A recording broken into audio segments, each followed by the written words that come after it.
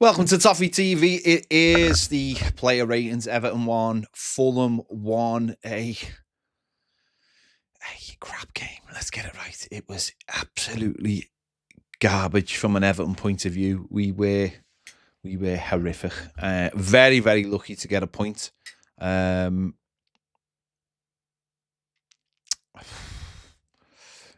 just very, very lucky to get a point. But we did get a point. And it's a hard one to look at, because for me, you can argue that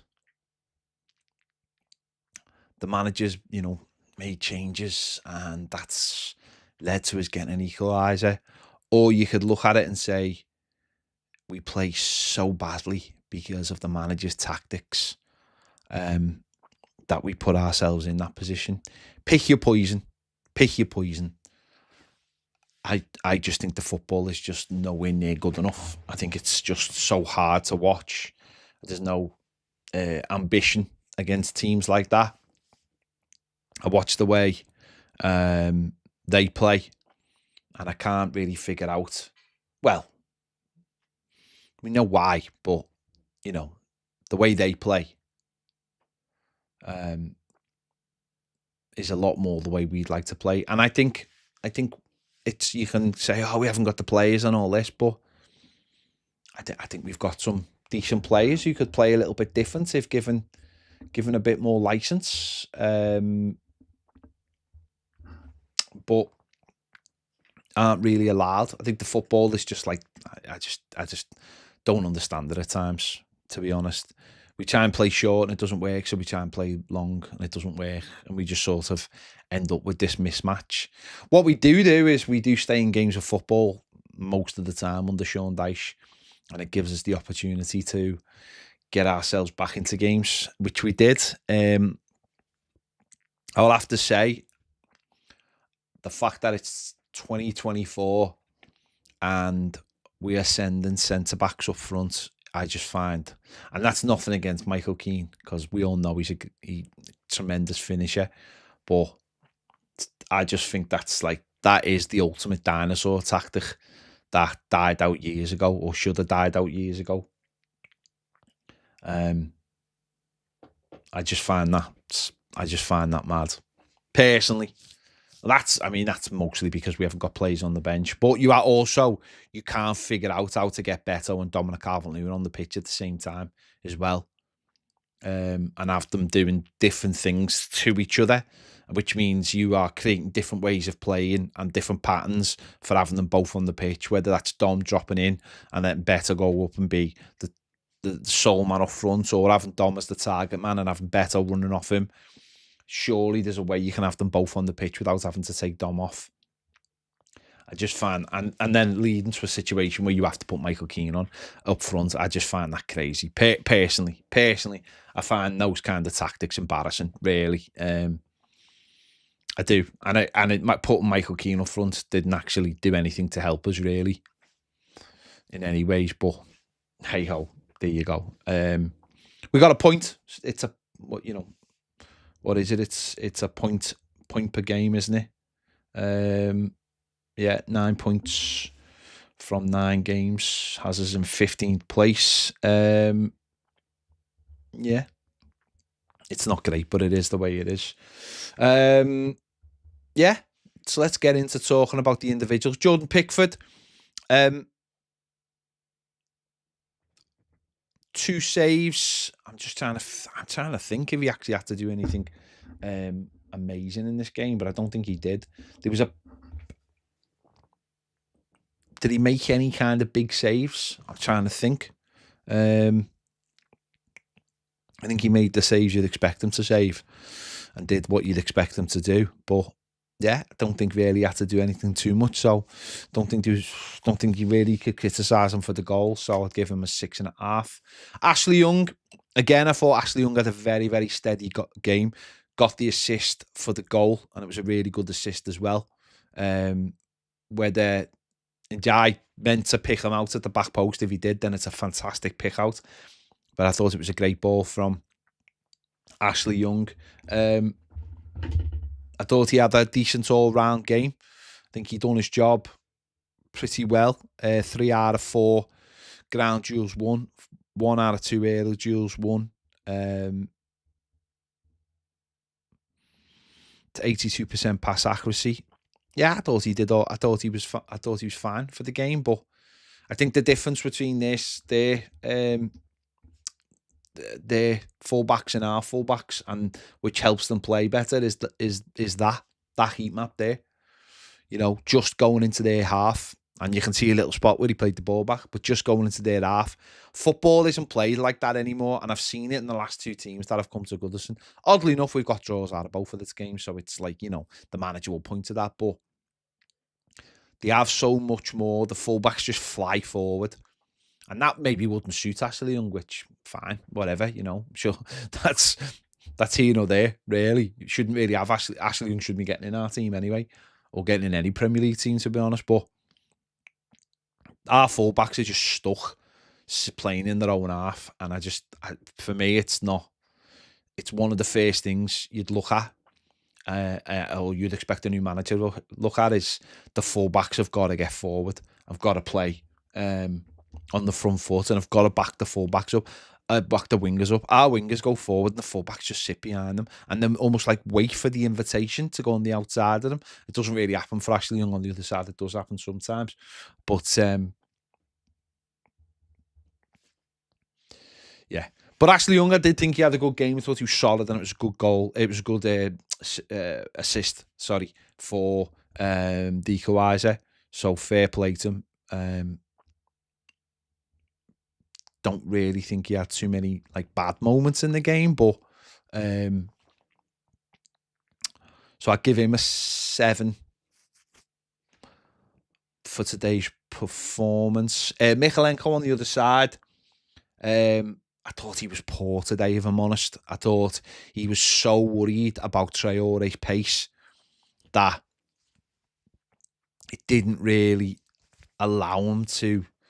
He just looked nervous. I mean, his numbers aren't terrible, by the way. 3 out of 4 ground duels won. But he just looked nervous to me. Like there was like a couple of times where it was like little 50-50s, and he hesitated. And I just didn't think he had a very good game. I thought he was very hesitant. I don't think he really wanted to engage with Traore. The irony is he did get further forward, because obviously in Jarek's cutting inside, it does help. And as you can see from his heat map, he did get further forward and attempt to put some crosses in. He had 2 key passes, 4 crosses, 2 were accurate. But I just thought he looked nervous, and I just didn't think it helped his performance at all. I think you want someone who's a little bit more. You want someone, and you don't see that too often from Michalenko, by the way. You don't see that nervousness, but that pace. I think he was worried by that pace of really committing. And I think by not committing, I think he allowed the space for Traore. He didn't do anything. He never does. He's got very, very little end product, Traore. But I just think that when you let him have that little bit of space, it creates the opportunity. So I think I've seen Michalenko have better games. As I said, I think our fullbacks are something we need to massively improve on. But also the manager, or a manager, allowing fullbacks to do what fullbacks do in the modern game, which is get forward, and ours don't. And I really do find it very, very annoying when I see opposition come and they get in the half and they bomb forward. And of course, they got more mobile centre midfields. I thought Sander Berge was excellent for them. He just controlled the midfield on his own. Big, imposing fella in centre midfield. The Mets are known for what they were doing. And that really helps a fullback if you've got someone like that. I don't think we've got anyone like that. And yeah. So, Michalenko, 5.8 for today. James Tarkowski,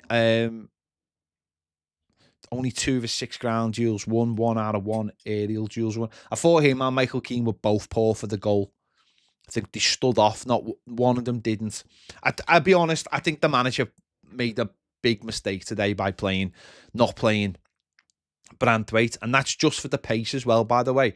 That's for Branthwaite's pace at the back, not having a high enough line. Tarkowski and Keane, you sit deeper, and at home, I think you've got to play a higher line, and you can do that with Branthwaite. I think he bottled that one personally. I don't buy into all this bollocks about your team and all that you play just because you've won. I don't buy into that. You don't leave a £70 million player sitting on the bench. You really don't. As far as I'm concerned, anyway. And that's, by the way, that's not to do with Tarkowski or Michael Keane from the way they played last week or even this week. I just don't think you do that. I think you've got to play your best players. Because you can talk about, don't change your winning side. But when you played Ipswich and then you're playing Fulham, there's a difference in quality, and you need that quality. And for me, I would have started Branthwaite today. No issues whatsoever. Listen, Tarkowski was all right. He wasn't brilliant, as I said. I think him and Keane, one of them should have gone to block Iwobi. They were so close to each other, and he just played the ball through the middle of them. He just put the ball through the middle of them, and he's got the goal. And he didn't have to really try to do much for that because they allowed that space. So James Tarkowski, I would give a 6.3 for today. Michael Keane, yeah, similar on the other side. 3 out of 4 ground duels. Didn't win any of the aerials. You know what? People talk about him as I thought. He's again, Branthwaite. This is why I want Branthwaite in the team. And I think the manager next week has to do it. He should have done it today. You're playing better play. You're playing against better players. You're playing against a better team. Have the bollocks to bring your best defender back into the team. Just that I just can't have that at all. To me, I just think that's nonsense. He obviously went up front towards the end of the game, which didn't have much impact. And again, as I said, it's got nothing to do with Michael Keane, but I find that embarrassing from the manager that he has to do that.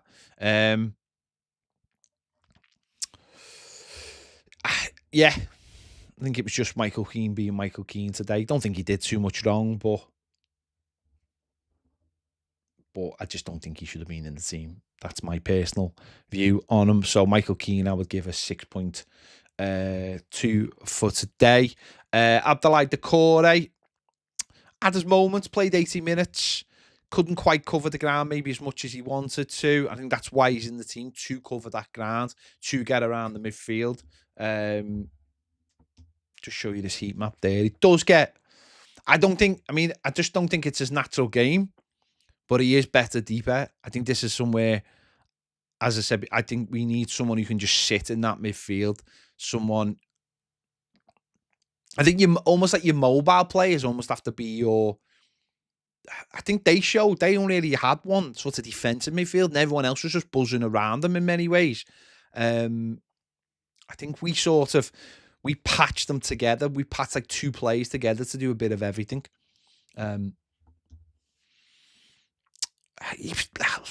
Again, fine.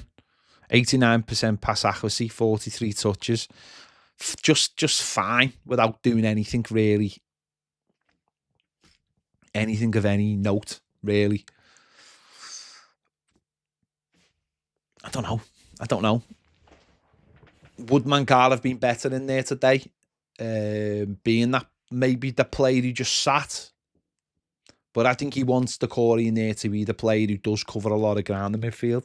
That saves McNeil doing it, and it saves Adissa Gay doing it. I think other teams now are being a lot more advanced in midfield. They are, as I said, a lot of them aren't using two defensive players. Not that Doucouré's defensive, but I do think we play him almost in a very defensive manner. So Doucouré, I would give a 6.6 for today's performance. He was just a bit, he was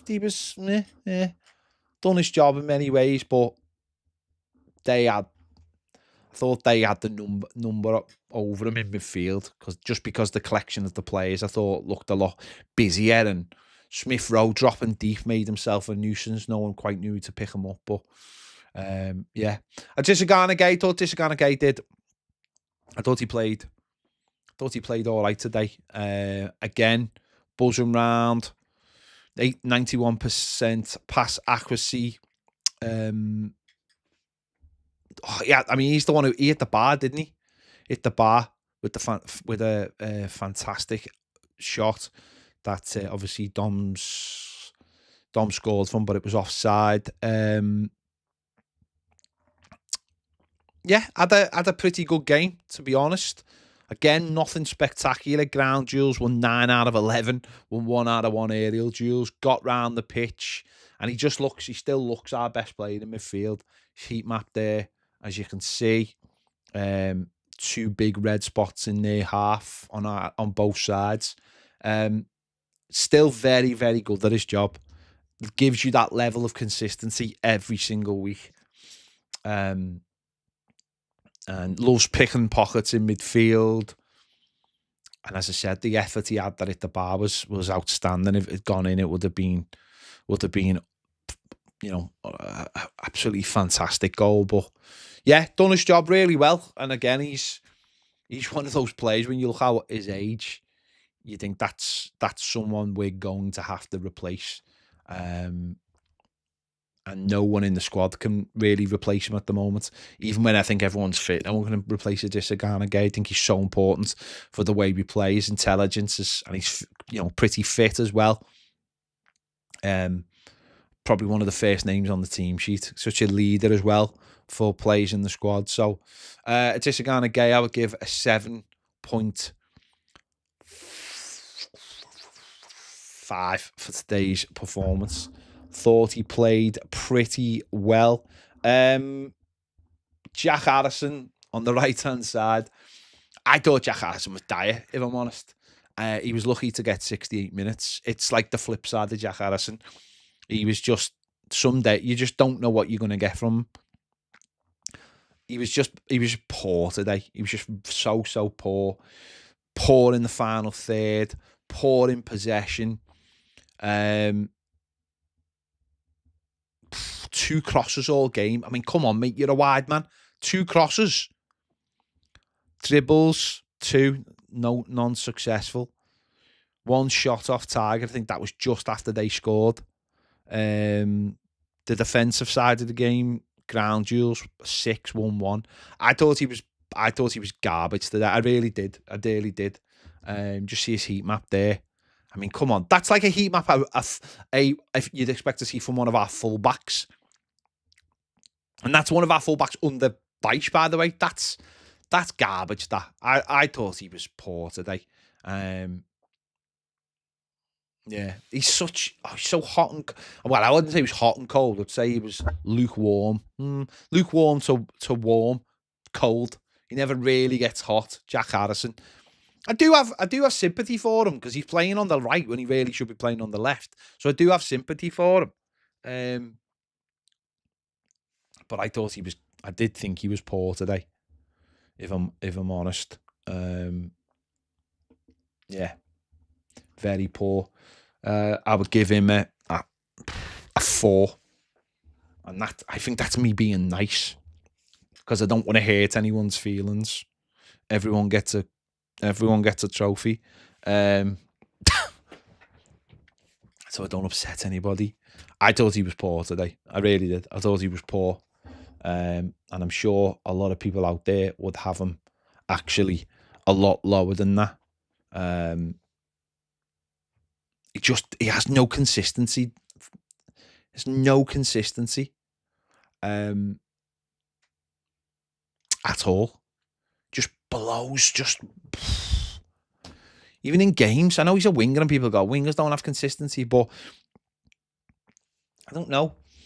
Because the fellow we've got on the other side's pretty good. Even when he doesn't have brilliant games. He does pull something out. Dwight McNeil. Didn't think he had a particularly good game either. Obviously went off with an injury. Hopefully it's nothing too serious. With games coming up that we have to, obviously we need to be picking up points from because their teams certainly right now as I talk, below us, I think. Never really got into the game. I don't think that position he plays in we never really got the ball to him. Because when we tried to pass the ball on the floor, we never got to him. And when we tried to go long, it never got to him. So we never really got to him that much. 45 touches.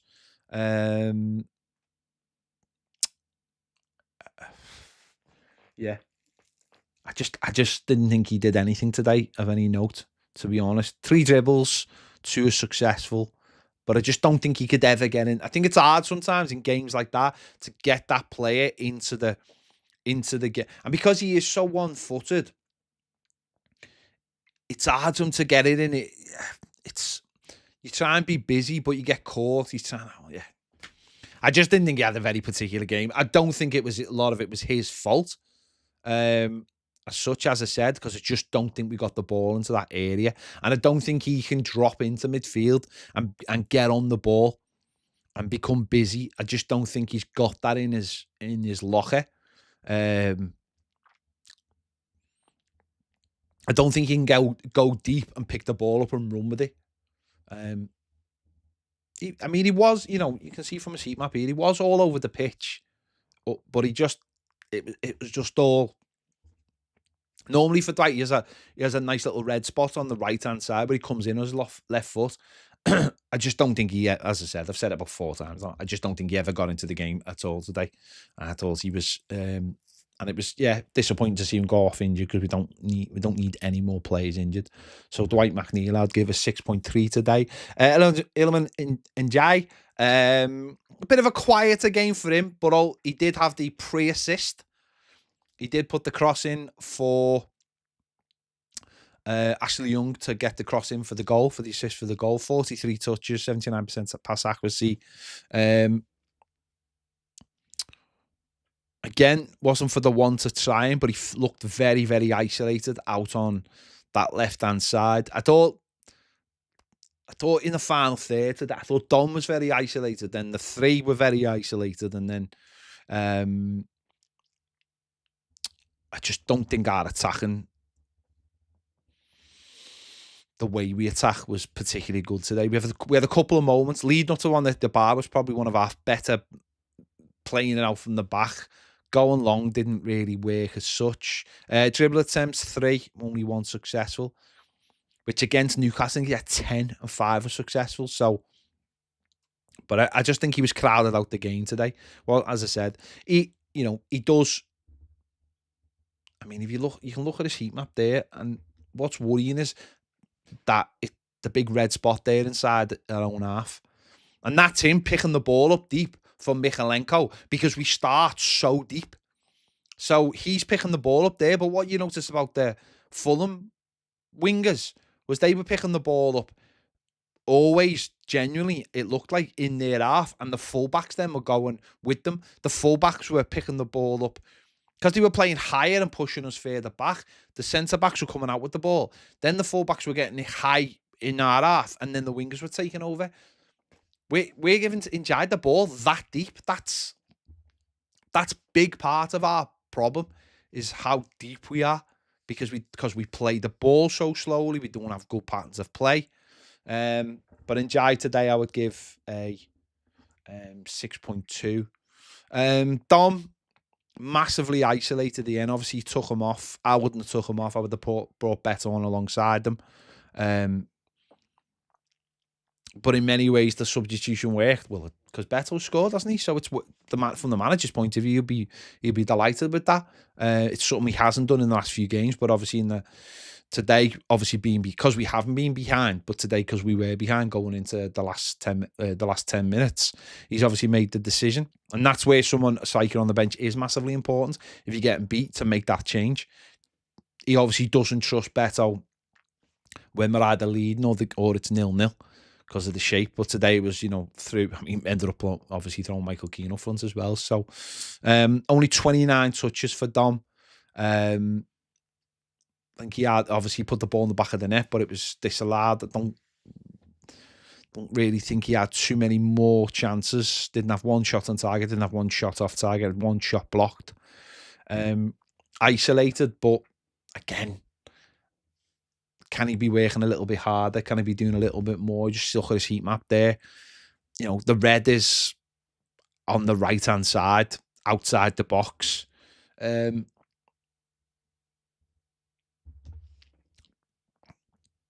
don't do enough for him, and maybe he doesn't do enough for himself as well.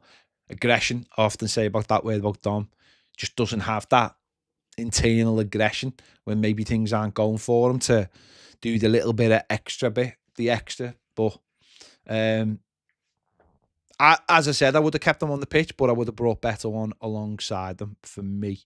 But the change worked because we got the goal. So Dom, I would give a 6-2. Jesper Lindstrom played the last 22 minutes. Didn't have a lot of involvement. I think one corner. Still look 9 touches. Still looks miles off sort of understanding what the Premier League is all about. Dribble attempts 1 unsuccessful. Obviously, without game time, without playing, it's really, really difficult. But it's a chicken and egg situation, isn't it? Sometimes you look at Harrison and just think, put Lindstrom in the team and just let him play. Just give him 5 or 6 games.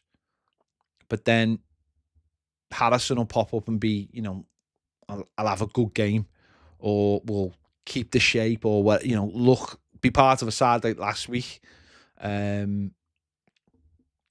So Lindstrom, I would give a 6 as well. Excuse me. Mangala came on last 10 minutes. 12 touches, 90% pass accuracy. I thought it helped. I thought it got to give us a little bit of control. Maybe we could have made that change earlier, considering how early in the second half we conceded. Dribble attempts 1 out of 1. Ground duels 1 out of 1.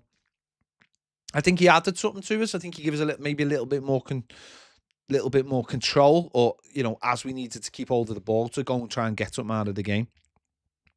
So, does the manager? He doesn't have a decision to make, of course he doesn't, but it's certainly an option. It was weird the way Mangala went out, was in the side, didn't really do anything wrong, and then went out the side. Now he is out the side, so whether he can force his way back in, I suppose it depends on who the opposition are. We'll wait and see. Beto obviously came on, got the equaliser to him. Fair play to him. For me, I've said it many times, he's not someone who'd be starting games for me. But in a game like this, when you desperately need something, he can be that X factor. He had a header I think it was a header just before he scored, or a chance on goal just before he scored. And you can see how much he wants it. That's not in doubt whatsoever. He really is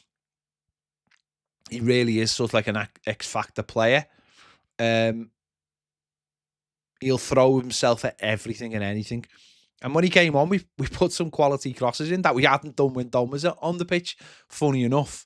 He's had 2 on target and 1's gone in. You can't really ask any more than that. Fair play to him. You can't not fault that lad's desire and hunger to want to put the ball in the back of the net and want it. You can see it on his face. He's desperate. Saw it when the one he had on target never went in. He was desperate, and he's desperate to score, and he's desperate to play. He obviously believes there's a lot more in him and just wants that chance. As it is at the moment, he's not going to get the chance starting games because he doesn't know how to keep the shape. He doesn't know how to keep hold of the ball. That's fact. That is a fact. That's a fact. And when you are still in a game, the manager's not going to risk it. And I think that tells you what the manager feels about him. But he's come up again. He's grabbed another goal. And fair play to him. Because, as I said, you can't ever doubt him for what he wants to do, which is put the ball in the back of the net and do well for Everton. Because that's all he wants to do. He just wants to do well for Everton and get that chance. So 7 touches, 1 of them was a goal. Fair play. Right place, right time. That's what centre forwards do. And if they look to, if Brozier come and Chimiti come in and they look to maybe get rid of him in January, then I think there'll be a few teams looking at him because I think he can, in a different team, I think it would work for him. So fair play to him. Fair play to him. Maybe it wasn't quite the reaction he wanted when he scored. It wasn't like the place come off because we just scored a last-minute goal. It was a bit more like fuck for that. But anyway, well done to Beto. Well done to him. I will give him a 7.5 for grabbing that late goal. And Jared Branthwaite got on as well, didn't he? For the last 11 minutes with Michael Keane going up front. Came on for Dwight McNeil. Didn't have that much to do, if I'm honest. Just more or less recycling the ball and getting us up the pitch. I think he touched the ball about 4 times. Didn't have anything defensively to do whatsoever. So, yeah. I'd just give Jared Branthwaite a 6 because he didn't really do anything whatsoever. But he did allow Michael Keane to go up front, and that's huge. I did just forget to show you. I'll just show you Beto's heat map as well. Right in the middle of the goal, on the penalty spot, where you want your centre forward to be when you're 1-0 down in the last 10 minutes of a game. So fair play to him. Yeah. A draw where really we shouldn't have got a draw.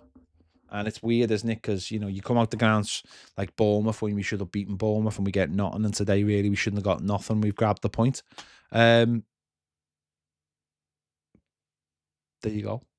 Fulham played very, very well, but they're obviously a little bit soft-centred and couldn't put us to bed. So we've grabbed the point. We move on to next week.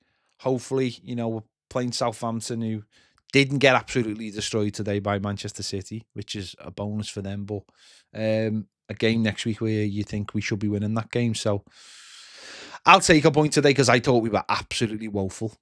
The way we play, I thought was absolutely woeful. Did we deserve anything? No. But we got it. And that's football, isn't it? Some weeks you deserve 3 points, you get nothing. Sometimes you deserve nothing and you get something.